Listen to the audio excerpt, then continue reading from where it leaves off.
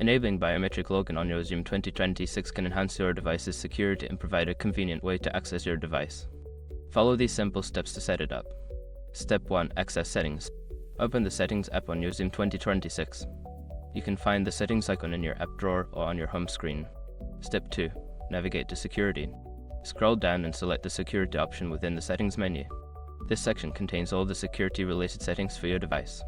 Step 3. Select Biometric Data. Look for the Biometric Data or Biometrics option and tap on it. This will allow you to manage your fingerprint or facial recognition settings. Step 4. Add Biometric Data. Choose the option to add a fingerprint or facial recognition. Follow the on-screen instructions to scan your fingerprint or face. Make sure to position your finger or face correctly for accurate recognition. Step 5. Enable Biometric Login. Once your biometric data is added, go back to the security settings and find the option to enable biometric login for apps and device unlock.